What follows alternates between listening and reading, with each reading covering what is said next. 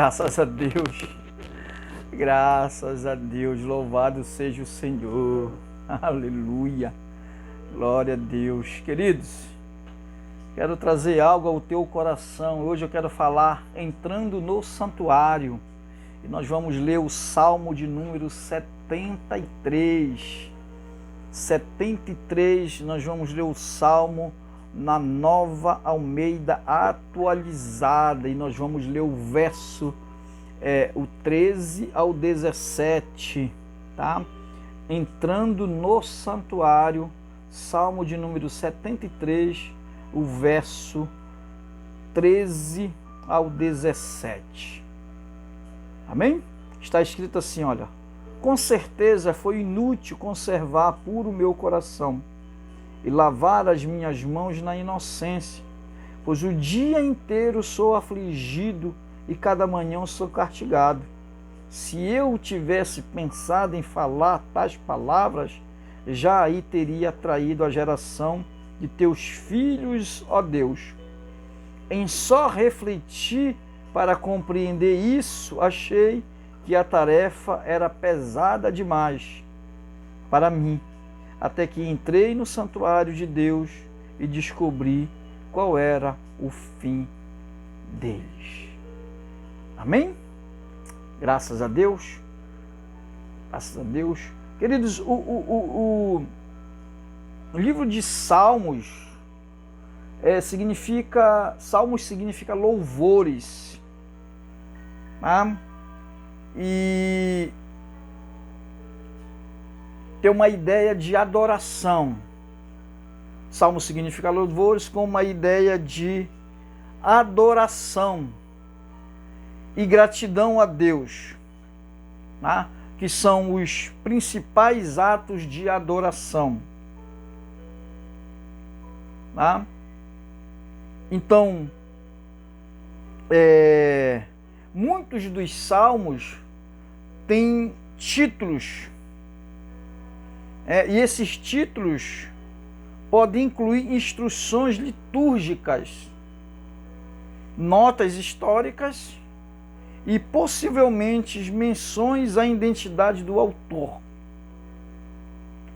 Tá? A palavra hebraica traduzida por dem como em de Davi pode significar, de acordo com o seu contexto, pertence a. Tá? Então, o livro de Salmo no Saltério contém algumas das passagens bíblicas mais amadas pelos crentes. É uma coleção de 150 poemas que expressam uma ampla variedade de emoções, que inclui amor e adoração a Deus, pesar pelo pecado, dependência de Deus em circunstâncias desesperadoras, a batalha do medo e da confiança, a caminhada com Deus mesmo quando o caminho parece escuro, gratidão pelo cuidado do Senhor, devoção à palavra de Deus e confiança no triunfo final dos propósitos do Senhor para o mundo. Tá?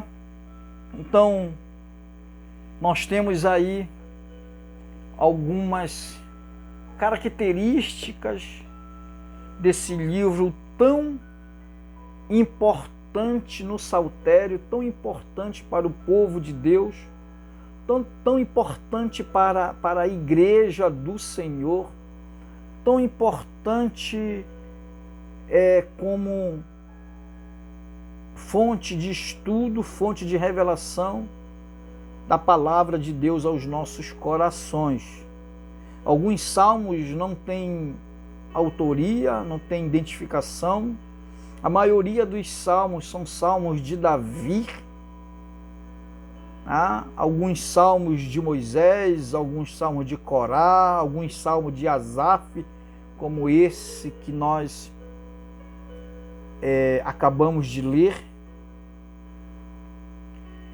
E quando a gente lê o Salmo 73, Quando a gente leu no Salmo de número 73, que é esse aqui que nós iremos ministrar para você agora,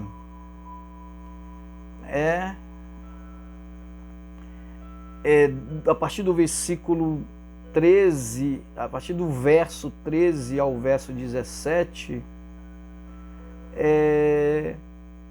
esses versículos levou Asaf a fazer uma indagação ao longo da sua vida.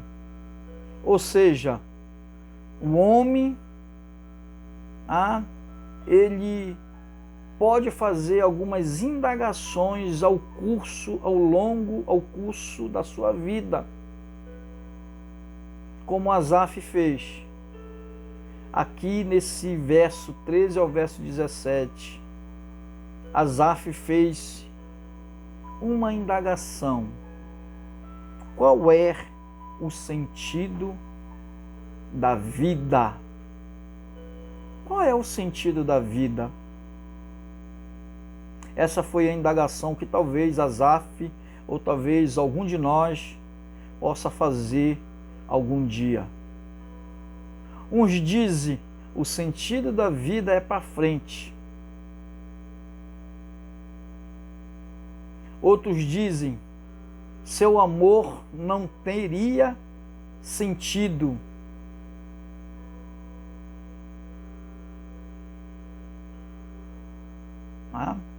Seu amor não teria, sem amor, na verdade sem amor não teria sentido. Sem amor a vida não teria sentido. Outros dizem que quando temos um propósito, a vida só tem sentido quando temos um propósito. Existem outras perguntas com relação ao sentido da vida. Eu destaquei só essas três para poder responder de acordo com a palavra de Deus o que Salomão ele descreve sobre o sentido da vida. O que Salomão acha sobre o sentido da vida? Porque Salomão foi o homem que experimentou de tudo. Ele mesmo faz questão de dizer que ele procurou fazer um pouquinho de cada. Muitas mulheres, muito vinho, muita bebida, muito trabalho, muito empreendimento, muitos livros, muitas viagens. E ele descobre que tudo isso aí não deram sentido à sua vida. Muito dinheiro, muita riqueza, muita sabedoria, e muitas amizades, mas ele percebe que tudo isso aí não fazia sentido nenhum para a sua vida. Ele sabia, ele declarou que tudo isso aí, ele disse que tudo isso aí é efêmero, é passageiro. Ele disse que tudo isso aí é vaidade. E muitas vezes a pessoa confunde vaidade com pecado. Salomão está dizendo que isso aí, tudo vai passar, tudo isso passa. É vaidade. Tudo passa. Mulheres, trabalho, amigos, riquezas, sabedoria, escrever livros, escrever poemas, viajar, beber, ter muitas mulheres, ter muitas amantes, tudo isso, plantar, colher, regar, tudo isso, ele descobre que isso aí é tudo vaidade, é tudo passageiro. Mas ele diz em Eclesiastes, capítulo 12, versículo 1 e o verso 2, verso 1 e o verso 2, ele diz assim, é isso aqui que é o sentido da vida. E eu vou ler na linguagem de hoje. Aquilo que Salomão está dizendo, olha, lembra-te do teu Criador quando você ainda é jovem. Antes que venham os dias maus e chegue os anos em que você dirá, eu não tenho mais prazer na vida. Está vendo? Lembre-se dele antes que chegue o tempo em que você acha que a luz do sol, da lua e das estrelas perdeu o seu brilho e que as nuvens da chuva nunca vão embora. E aí, para concluir, o verso 13 e o verso 14, ele disse assim: de tudo o que foi dito, a conclusão é esta: tema a Deus e obedeça aos seus mandamentos, porque foi para isso que fomos criados. Nós teremos de prestar contas a Deus de tudo o que fizemos e até daquilo que fizemos em segredo, seja o bem ou seja o mal. Ou seja, Salomão está dizendo que na nossa juventude a gente tem que procurar estar na presença de Deus. Procurar lembrar do nosso Criador. Porque isso é que dá sentido para a nossa vida. E na sua velhice ele está dizendo que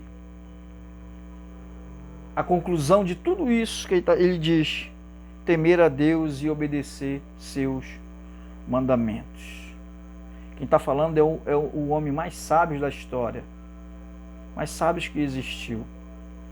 Está dizendo aí qual é o sentido da vida, que é para a gente não esmorecer, que é para a gente não passar por dificuldades no decorrer da nossa vida e depois não chegar a dizer que tudo é vaidade, que tudo é passageiro, porque tudo passa mesmo. Só o que não passa é a palavra de Deus. Só o que não passa, só o que não vai passar é a palavra de Deus. Amém? Então, Asaf, ele faz esse questionamento. Por que Asaf ele faz esse questionamento? Porque Asaf, na sua época, no seu período, era um dos homens mais procurados para fazer o louvor na casa de Deus. Asaf, além dele ser levita, ele era um cantor, ele era um músico. Então Asaf, ele era um dos principais músicos daquela época,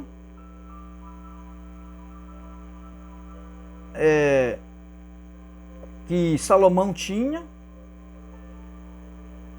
para entoar os louvores a Deus. Asaf, ele era muito requisitado na sua época, como se fosse hoje. Asaf seria convidado para ministrar nos principais eventos da nossa nação, como músico, como cantor, como adorador. Asaf seria aí um porta-voz de ministro de louvor, de adoração a Deus. Ele era muito requisitado por Deus e pelo rei Salomão. Mas com toda essa pompa, com toda esse destaque do Asaf, ele faz alguns questionamentos a Deus, porque Asaf ele estava na inauguração do templo, o grande templo que Salomão construiu. E no dia da inauguração foi feito todos os preparativos para a inauguração e chamaram os melhores músicos daquela época. E aí chamaram Asaf também para ser um dos músicos, um dos que iriam entoar os louvores a Deus. 2 Crônicas capítulo 7, 5, 6, 7. 1 Crônicas, 2 Crônicas. Você sabe.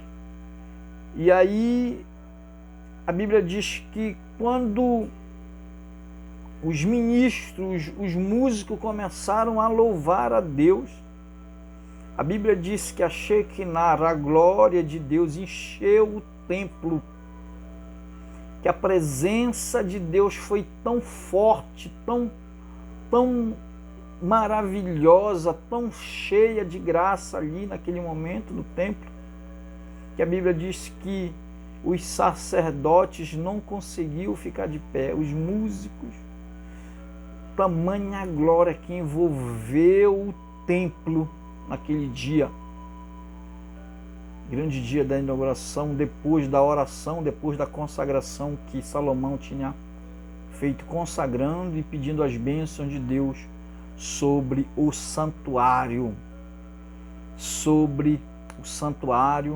de Deus, sobre o Mikdash, que é o santuário. E Asaf estava lá. Eles não conseguiam ficar de pé, porque a glória de Deus, a Shekinah, a presença de Deus invadiu aquele santuário, e foi algo assim poderoso, e foi algo assim magnífico, e foi algo assim tremendo. Só que quando Asaf volta para casa, aí que começa os questionamentos de Asaf. Porque a Bíblia diz que os levitas, eles não tinham porção. Os levitas viviam de doação do povo, viviam de caridade do povo. Os levitas, eles não tinham porção, porque Deus era a porção deles. Eles viviam de doação.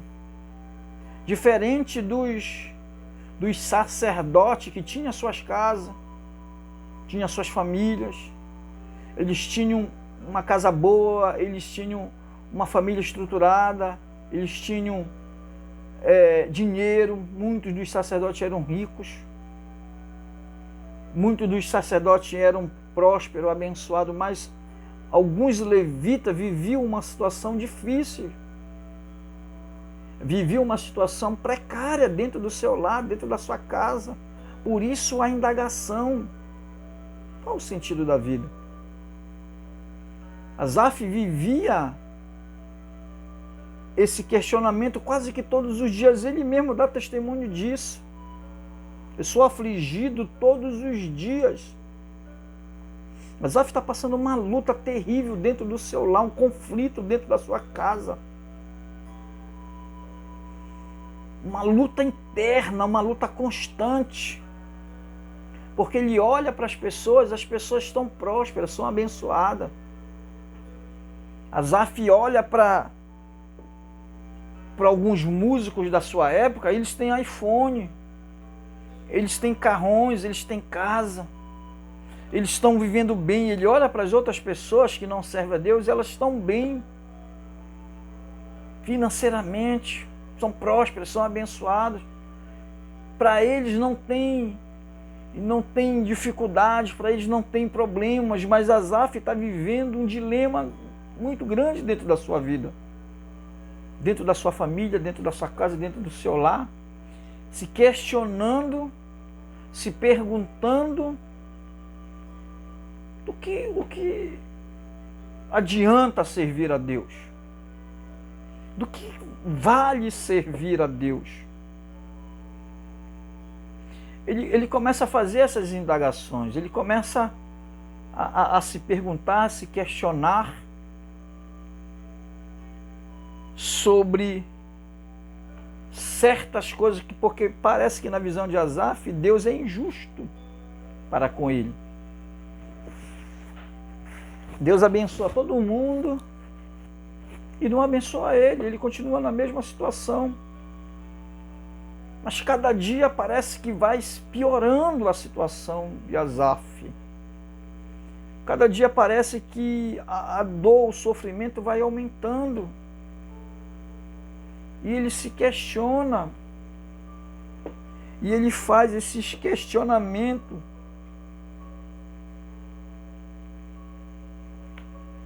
Ele faz essa pergunta: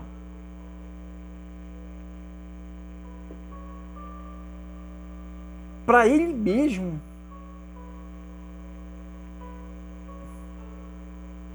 Olha o que ele diz: com certeza foi inútil conservar puro o meu coração. Ele está dizendo: o que adiantou? O que adiantou eu conservar puro o meu coração? Olha a minha vida, olha a minha situação, olha como é que eu estou vivendo, olha o que eu estou passando. Eu sirvo a Deus, eu não mereço isso. Eu não mereço passar por isso que eu estou passando. E olha o que ele diz na sequência assim: eu lavei as minhas mãos na inocência. É inútil. O que me adiantou? O que adiantou eu cantar lá no templo no dia da inauguração? O que adiantou eu cantar alguns louvores a Deus, fazer algo, ser levita, me apresentar diante de Deus? Foi inútil isso. Sempre me apeguei à inocência, sempre me apeguei às coisas de Deus, mas parece que foi inútil tudo isso. Talvez alguém tenha feito essa indagação na sua vida. É inútil servir a Deus. Se eu estou sofrendo, se eu estou padecendo, se eu estou morrendo, se eu estou definhando, se eu estou vivendo uma vida de derrota, uma vida de fracasso, mas eu sirvo a Deus. E por que eu estou passando isso? Por que eu vejo as pessoas ao meu redor se dando bem, sendo abençoada, e eu continuo na mesma situação, ou pior do que eles, que não servem a Deus?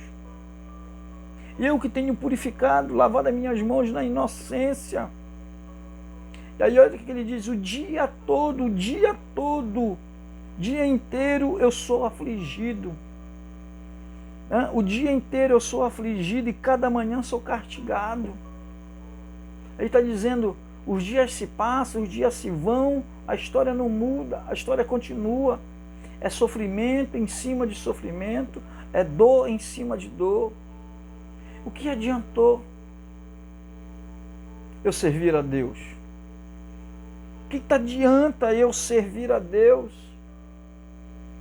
se eu moro de aluguel, se eu não tenho carro, se eu não tenho casa, se eu não tenho dinheiro? Eu vou para a igreja todos os dias, eu faço corrente, faço campanha, e não muda, não saio dessa situação, não saio dessa lamúria, não saio dessa tristeza. O que adianta servir a Deus? O que adianta servir a Deus se pessoas que não servem a Deus têm tudo? Amém? Se eu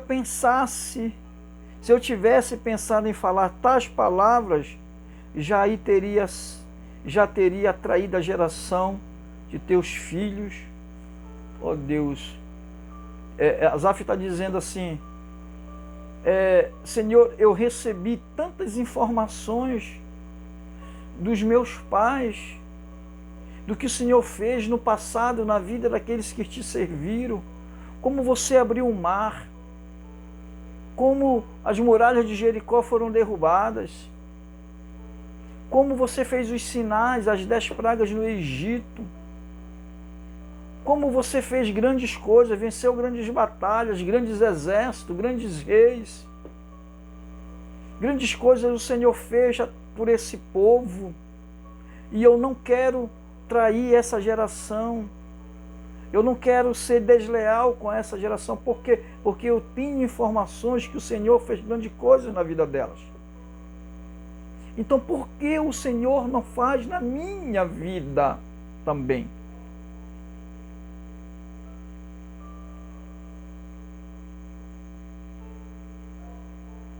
Aí ele tenta compreender essas coisas. Ele diz: olha, em só refletir para compreender isso, achei que era tarefa pesada demais para mim. Você compara uma geração de pessoas, de história, de gente que foram abençoada e compara com a dele. Totalmente diferente a situação do que ele vivia.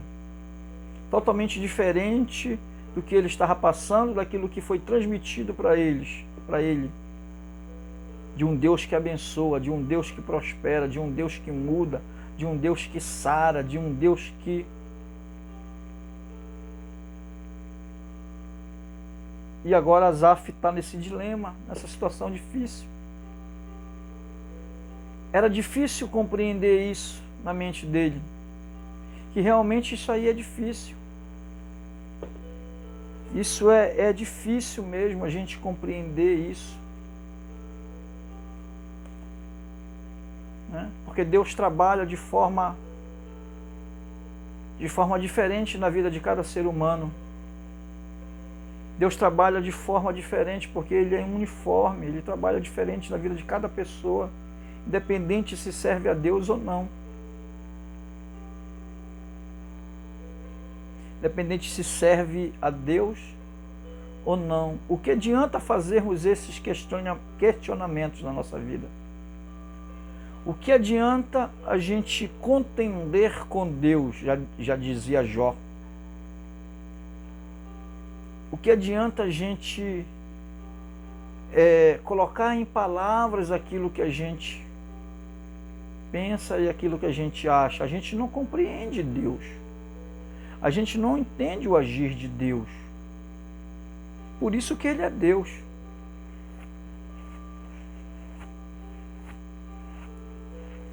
Por isso que Ele é Deus. Porque a gente não entende o propósito dEle. A gente não compreende o propósito dEle. Por isso que se chama Deus. A gente não compreende o agir de Deus na nossa vida. A gente só vai entender depois. A gente só vai compreender lá na frente. Mas agora a gente não vai entender. Mas agora a gente não tem condições de entender. A gente só tem que servir a Deus não por aquilo que Ele dá, mas por aquilo que Ele é. E continua sendo hoje. Ninguém vai servir a Deus por aquilo que Ele dá. A gente serve a Deus por aquilo que Ele é. Não queremos adorar a Deus por causa de riqueza, porque Ele nos deu riqueza. Não queremos adorar a Deus porque Ele nos deu casa, nos deu bens, dinheiro, fartura, abundância. Não, nós queremos servir a Deus pelo que Ele é na nossa vida, pelo que Ele representa na nossa vida. Senhor, Criador de todas as coisas, Salvador da humanidade. E isso é difícil na compreensão humana hoje. Isso é difícil nós entendermos isso. A mente humana é difícil entender. Porque as pessoas querem ter uma vida boa, as pessoas querem ter uma vida abençoada, sossegada. Todos nós queremos, eu quero. Mas o agir de Deus é diferente na vida de cada pessoa. A gente não sabe, a gente não compreende. Por isso as indagações. Por isso os questionamentos de Asaf. E aí no versículo 17 ele diz assim: até que entrei no santuário de Deus e descobri qual seria o fim deles.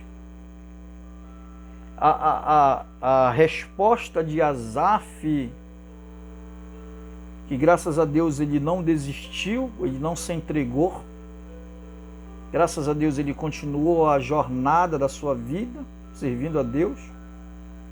E aí quando ele entra no santuário, quando ele colocou os pés no santuário de Deus, ele descobre o propósito da vida.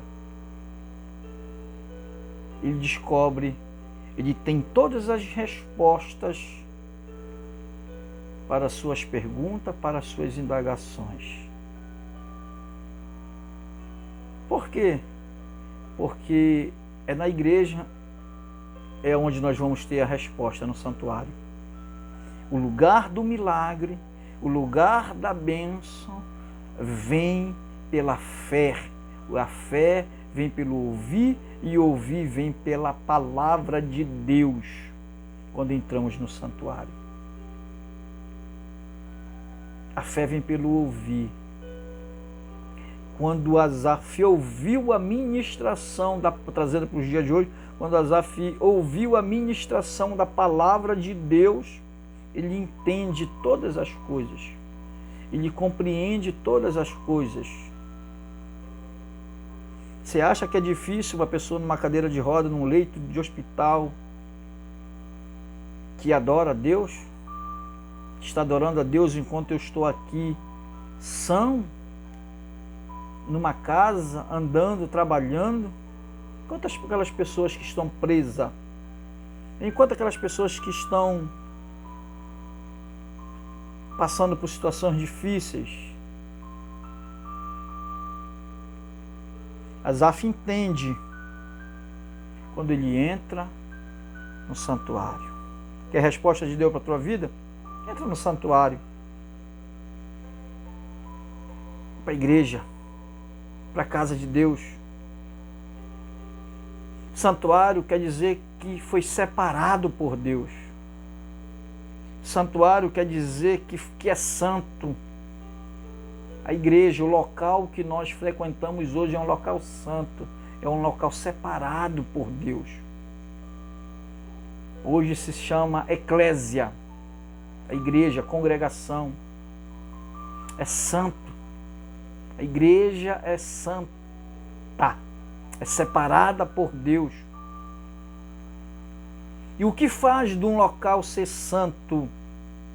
E o que faz de um local ser separado?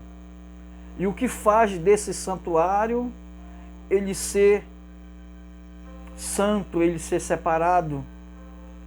É a presença de Deus que está lá na igreja.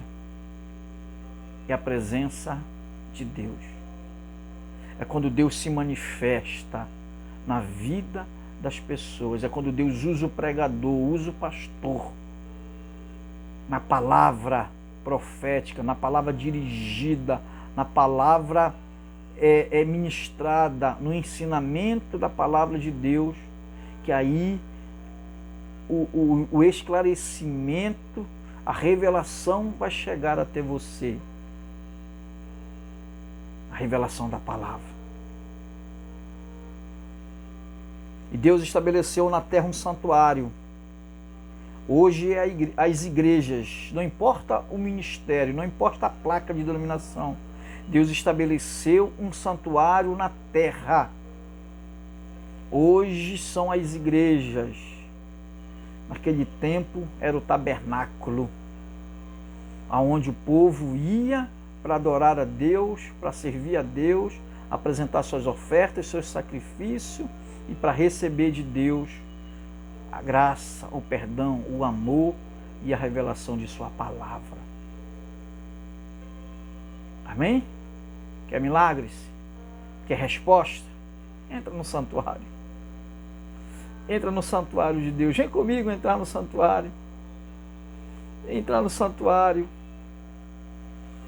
para você receber, para você ser abençoado, né? Para você ter a resposta de Deus para a sua vida, para todas as indagações da sua vida. Entra no santuário. Vem comigo, Asaf. Vamos lá. Vamos caminhar junto para o santuário. Vamos receber de Deus tudo aquilo que Ele tem para cada um de nós. Amém? E que Deus possa abençoar a sua vida, e que Deus possa abençoar o teu ministério, Deus possa abençoar a tua casa, em nome de Jesus. Shalom, fico todos com Deus, até a próxima.